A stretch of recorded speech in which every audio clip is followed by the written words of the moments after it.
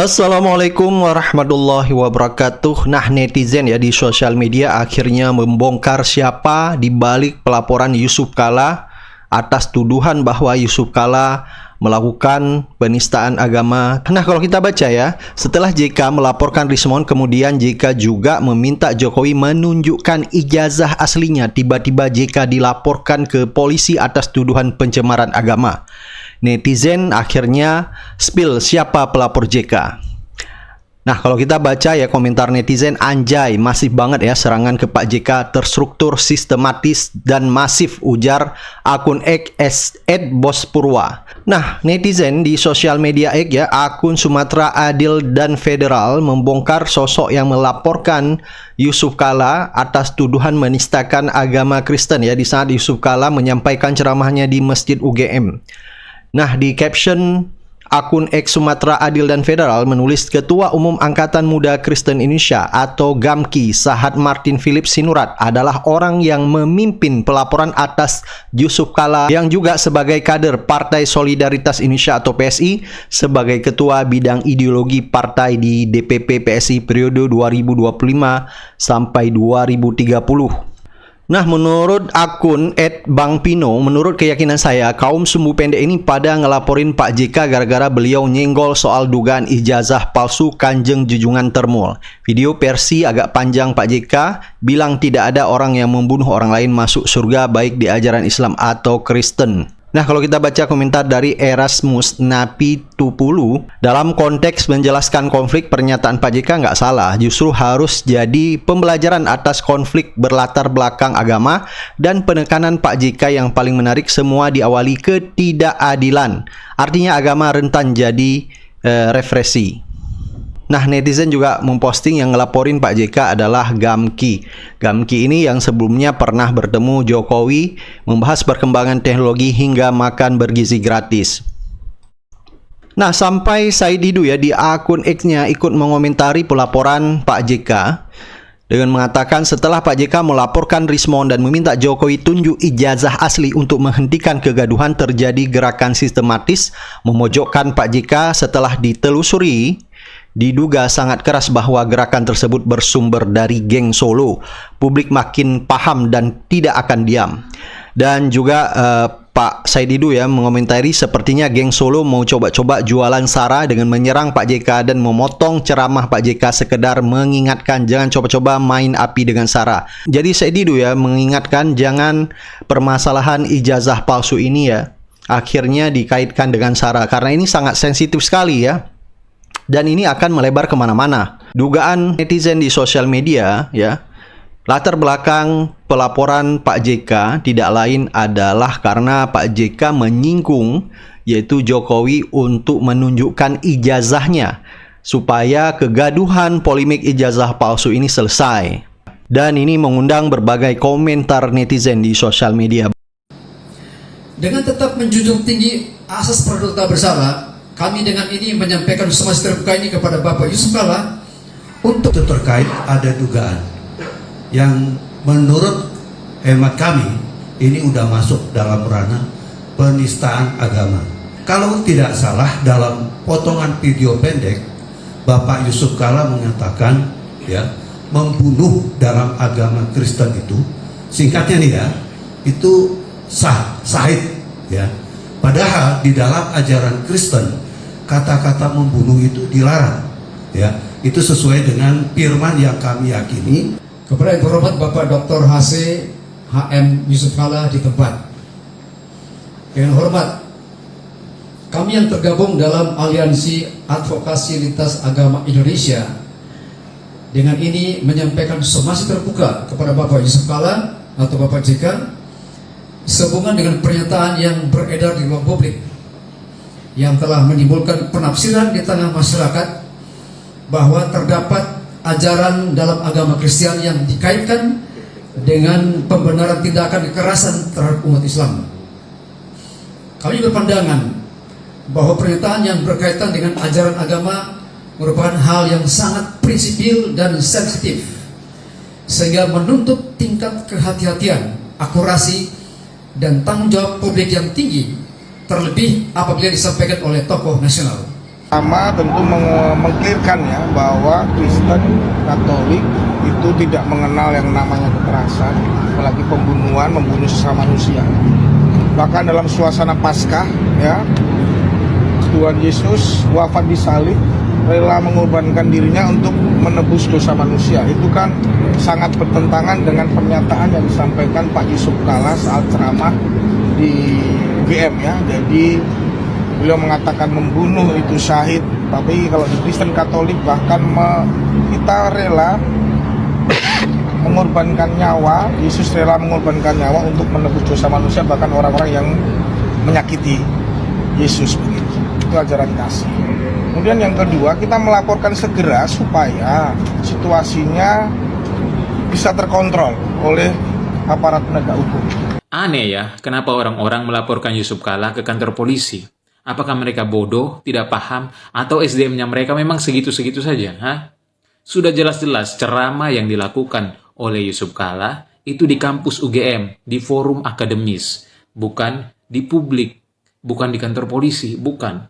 Itu di forum akademis. Yang artinya, kalau Anda mau mendebat pernyataan dari Yusuf Kalla, harus didebat di forum akademis. Didiskusikan di forum akademis, bukan di kantor kepolisian, begitu. Jadi jangan bodoh-bodoh amat lah, begitu ya. Jangan menodai forum akademis itu dengan laporan kepolisian. Jangan. Kalau Anda mau menyatakan pernyataan Yusuf Kalla itu salah, ya didebatkan di forum akademis, didiskusikan di forum akademis, bukan dilaporkan ke polisi. Itu kan goblok, begitu, bodoh. Jadi orang jangan bodoh-bodoh amat lah ya. Lihat konteks. Itu diucapkan di mana? Kalau diucapkan di forum akademis, ya didebatkan di forum akademis, didiskusikan di forum akademis, bukan dibuat laporan ke kepolisian, begitu. Ya. Kecuali Yusuf Kalla bicara itu di ruang publik, baru kalian boleh lapor ke kepolisian, gitu ya. Jangan mudah tersinggung ya. Mengerti konteks, paham? Apa-apaan nih? Ada pihak-pihak yang mau memenjarakan Pak Yusuf Kalla. Berpikir dong, mereka itu pihak-pihak yang merasa tidak pernah puas terhadap kondisi negara ini. Biar bagaimanapun pendukung Pak Yusuf Kalla itu, selain juga orang Islam, banyak juga orang non-muslim, agama-agama lain yang juga mendukung Pak Yusuf Kalla. Janganlah terprovokasi dan memprovokasi atas video-video yang dipenggal oleh oknum-oknum yang tidak bertanggung jawab dan langsung menganalisa, mengadopsi seolah-olah itu adalah sebuah penistaan agama terhadap potongan-potongan slide yang diucapkan Pak Yusuf Kalla di saat pidato di salah satu universitas ya. Jangan gitu dong, gentleman. Mau diapain? Mau ditangkap Pak Yusuf Kalla? Mana mungkin. Banyak pendukung Pak Yusuf Kalla di negeri Indonesia ini. Nah, untuk itu kepada kelompok-kelompok yang tidak puas atas video itu, telaah betul-betul video itu. Jangan tergesa-gesa, ojo ke susu dalam mengambil keputusan. Mari kita lihat keteladanan Pak Prabowo itu ya. Beliau adalah seorang negarawan yang memang patut kita cungi jempol. Kenapa? Banyak yang menghujat beliau, tapi beliau enjoy aja, nggak pala dibawa baper ke hati ya. Bahkan orang-orang yang telah menghujatnya pada masa-masa yang lalu dibawanya ke dalam sebuah kabinet pembangunan menuju Indonesia Emas. Untuk itu sudahlah, hentikan perpecahan di negeri ini. Jangan lagi ada terprovokasi dan mencari celah-celah provokasi untuk menjatuhkan sesama masyarakat ataupun negarawan kita yang ada di Republik ini. Mau dicari apa lagi sih? Sekarang Iran sudah berperang dengan Israel, harga minyak mahal, ekonomi kita lagi susah. Untuk apa kita ribut-ribut? Mari kita bergandengan tangan membangun Indonesia menuju Indonesia Emas. Guys, saya sangat terkejut dan prihatin ada sekelompok orang yang menuduh Pak JK menistakan agama sekaligus akan melaporkannya ke polisi. Hari Minggu kemarin, mereka berkumpul konferensi pers, tegas menyatakan tersinggung atas pernyataan Pak Yusuf Kalla dalam ceramah Ramadannya di UGM Yogyakarta 5 Maret lalu. Menariknya guys, peristiwa ini terjadi setelah mantan Wapres itu resmi melaporkan Rismon Sianipar di Bareskrim Mabes Polri, dan setelah itu meminta Pak Jokowi untuk menunjukkan ijazah aslinya. Apakah ada korelasi di antara dua peristiwa ini? Saya sangat tidak tahu. Tapi saya terkejutnya karena baru kali ini di usia Pak JK yang sudah 84 tahun ada warga negara yang menuduh Pak JK menistakan agama. Padahal selama ini Pak Yusuf Kalla dikenal sebagai tokoh pendamai lintas agama, konflik SARA, tokoh pendamai politik baik dalam maupun luar negeri. Makanya saya anggap aneh. Tapi oke lah, saya coba menyimak tuntas konten ceramah beliau di UGM sebulan lebih yang lalu itu. Terus terang saya sulit untuk menemukan penistaan agama di situ. Justru saya sangat kagum di usia setua itu masih sangat brilian dan memorinya sangat kuat dalam mengingat dan merangkai cerita berdasarkan pengalaman empiriknya sebagai tokoh pendamai konflik SARA dan atau konflik agama. Saya menganggap bahwa ini interpretasi saja dari saudara-saudara kita yang tidak seiman dengan Pak Yusuf Kalla ini. Dari satu diksi yang diungkapkan oleh Pak JK, yaitu mati syahid, keyakinan mati syahid. Ini Pak JK menggunakan term ini untuk dua kelompok yang sedang berkonflik, di mana Pak JK terlibat mendamaikannya, yaitu konflik Ambon dan konflik Poso. Orang membunuh agama yang berbeda karena keyakinan bahwa itu benar masuk surga. Kira-kira antara lain kata-katanya seperti itu, narasinya seperti itu. Ini dianggap sebagai penistaan agama. Tentu saya tidak mau bicara lebih jauh karena itu sekali lagi interpretasi subjektif dari mereka saudara-saudara kita yang tersinggung. Tetapi mari saya mau jelaskan teman-teman berdasarkan pemahaman saya sebagai orang yang pernah mendalami sosiologi. Pertama, Pak JK ini bukan ahli agama, bukan ahli kajian Islam, apalagi bukan ahli kajian Kristiani. Sehingga term atau diksi yang diungkapkan mungkin saja tidak sama dengan makna yang ditafsirkan oleh pihak yang tersinggung. Istilah syahid dalam Islam, apakah ada di dalam umat Kristiani? Saya terus terang tidak tahu. Meskipun ada catatan seperti ini nih, ya. Saya tanya di Google Artificial Intelligence, jawabnya seperti ini, ya. Nanti baca sendiri. Kedua, Pak JK ini menceritakan konflik di dunia dan konflik di Indonesia di mana beliau terlibat. Jadi pengalaman empirik beliau yang tidak boleh dibantah orang lain. Masa pengalaman empirik Pak JK dalam menyelesaikan konflik Ambon, konflik Poso, yang tegas dia nyatakan itu konflik agama, sehingga dibalut dulunya dalam istilah konflik SARA. Tidak bisa karena beliau terlibat langsung, pengalaman empirik hanya diungkapkan. Apakah kita harus tersinggung dengan orang mengungkapkan pengalaman empiriknya dan berjasa besar dalam menyelesaikan masalah konflik yang sangat serius pada saat itu? Dua konflik kok, di mana Pak JK terlibat langsung. Konflik, katakanlah konflik SARA, bungkusnya intinya sebetulnya konflik agama di Ambon dan Poso. Selesaikan di tangan Pak JK. Masa kita tersinggung Nah ini kan bisa dianggap, ya udahlah, saya tidak mau katakan sesuatu lagi. Yang ketiga, saudara-saudaraku, kita ini memang di era sekarang ini harus hati-hati dalam menafsirkan konten yang dimuat oleh media sosial. Karena bisa dipotong-potong. Kalau tidak tuntas membaca atau mengikuti kontennya itu, maka kita akan sesat juga pada akhirnya, ya. Yang nyerang Pak JK, duh gila. Kenapa Pak JK dikeroyok rame-rame begitu ya? Padahal kalau dengar videonya, ya Pak JK itu pertama dia pidato ceramah di lingkungan masjid, di lingkungan internal kaum muslimin. Dan dia menceritakan, beliau itu menceritakan bagaimana mendamaikan dua kelompok yang berperang.